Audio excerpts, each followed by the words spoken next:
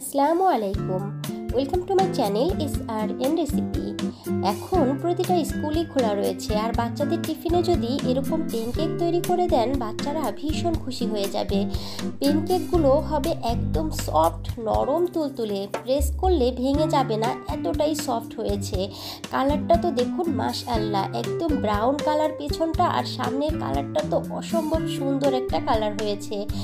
খেতে যে এত টেস্টি হয় এই পেনকেকগুলো, আমার ভিডিওটি না টেনে ফার্স্ট থেকে লাস্ট পর্যন্ত দেখে নিলে আপনারাই বুঝে যাবেন।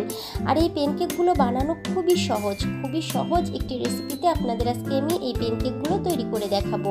প্রথমে আমি একটি সার্ভিং বল নিয়ে নিলাম, আর এই বলের মধ্যে আমি একটি ডিমকে এভাবে ভেঙে নিয়ে নিচ্ছি। একটি ডিম দিয়ে আপনারা 10 থেকে 12টা পেনকেক খুব সহজেই বানিয়ে ফেলতে পারবেন।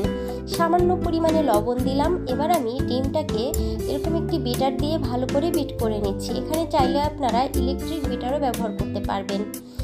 আমার হাতের কাছে ইলেকট্রিক বিটার ছিল না, তাই আমি এরকম একটি বিটার দিয়েই ডিমটাকে একটু ফেটিয়ে নিয়েছি। এবার আমি হাফ কাপ চিনি নিয়েছি, আর এখান থেকে অল্প অল্প করে চিনি দিয়ে আমি ভালো করে বিট করে নিব। ডিমের সঙ্গে চিনি যাতে ভালোভাবে মিশে যায়, চিনি যাতে দানা না থাকে, সেজন্য বারবার এভাবে নেড়ে চেড়ে ডিমের সঙ্গে চিনিগুলোকে মিশাতে হবে।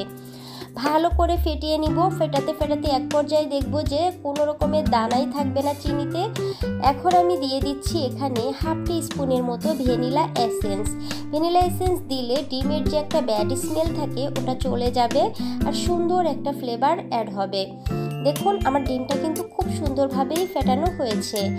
এবার আমি এই বাটিটা সাইডে রেখে অন্য আরেকটি সার্ভিং বল নিয়ে নিচ্ছি।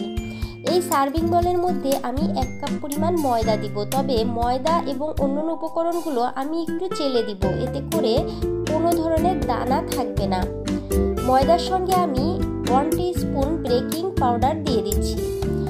যে কোনো কেক বানাতে বেকিং পাউডারটা ব্যবহার করতে হয়, এতে করে কেকগুলো একটু ফুলকো হয় আর ভিতর থেকে একদম সফট হয়। ভালো করে একটু মিশিয়ে নিয়েছি। এবার আমি চেলে নিচ্ছি। সুন্দরভাবে চেলে নিতে হবে যাতে করে কোনো ধরনের দানা এই শুকনো উপকরণের মধ্যে না থাকে। তো দেখুন, আমি সুন্দরভাবে সবগুলো চেলে নিয়েছি। এইবার এই ময়দাগুলোকে আমি অল্প অল্প করে ডিমের মিশ্রণের সঙ্গে মিশাতে থাকবো। একবারে কিন্তু পুরো ময়দাটা দিবেন না, অল্প অল্প করে দিবেন, আর এভাবে মিশাতে থাকবেন। কিছু সময় ভালো করে এভাবে আমি মিশিয়ে নিব। মেশানোর পরে আমাদের কিন্তু ব্যাটারটা রেডি হয়নি, দেখুন একদম আঠালো হয়েছে। এখন আমি 1 কাপ পরিমাণে কুসুম গরম দুধ নিয়েছি। এই দুধটা কিন্তু একদম গরম না, কুসুম গরম, নখটা ডুবিয়ে রাখা যাবে ঠিক ওরকম কুসুম গরম। আর এই কুসুম গরম দুধ দিয়ে যদি ব্যাটারটা তৈরি করেন তাহলেই কিন্তু কেক একদম সফট হবে। অবশ্যই কুসুম গরম দুধটাই ব্যবহার করবেন।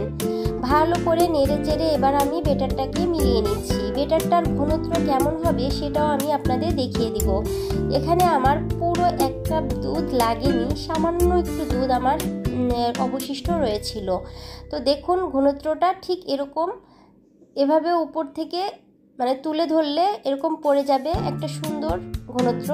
একদম পাতলাও না, আবার একদম ঘনও না। দেখুন কতটা দুধ আমার রয়ে গিয়েছে। এখানে আমার 1/3 কাপের মতো দুধ লেগেছে।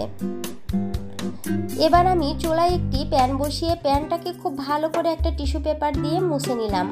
আর এই প্যানকেকে কোনো ধরনের তেল কিন্তু ব্যবহার করা হয় না, তাহলে কিন্তু প্যানকেকের মজাটাই পাবেন না। তেল দেওয়া যাবে না, শুকনো খোলায় বা শুকনো তাওয়াতেই এভাবে ভেজে নিতে হবে। আমি ছোট সাইজের একটা স্পুন নিয়েছি, আর এই স্পুনটা ভরে ভরে একই রকমভাবে শেপ দিয়ে নিচ্ছি। যদি আপনারা এরকম একটা স্পুন নিয়ে শেপটা দেন, প্রতিটা পেনকেক একই রকম সাইজের হবে এবং সফট হবে, দেখতে ভীষণ সুন্দর হবে। আমি এই চামচটা দিয়েই কিন্তু সবগুলো পেনকেক এভাবে দিয়ে দিচ্ছি।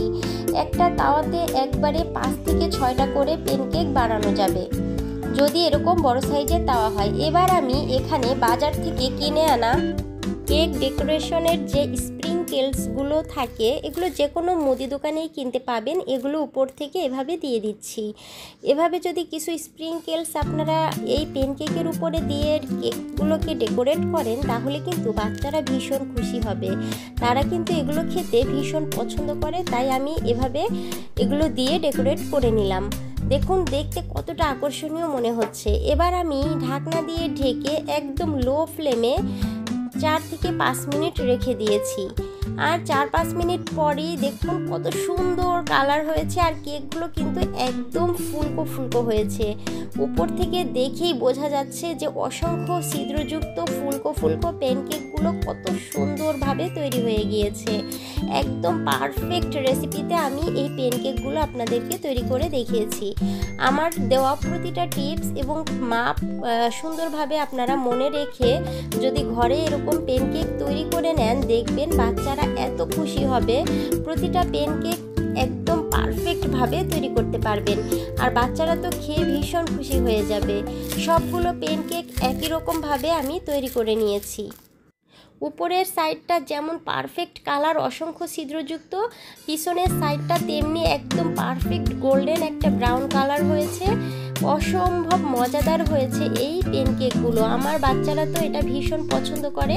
আমি প্রায়শই বাসায় এভাবে তৈরি করে দিই, বাচ্চারা টিফিনেও নিয়ে যায়, ভীষণ মজা করে খায়। আশা করি আপনারাও এরকম সুন্দর প্যানকেক ঘরে তৈরি করে বাচ্চাদেরকে উপহার দিতে পারবেন। আমার এই রেসিপিটি ভালো লাগলে অবশ্যই চ্যানেলটাকে সাবস্ক্রাইব করে পাশে থাকার অনুরোধ রইল। ভালো থাকবেন, আল্লাহ হাফেজ।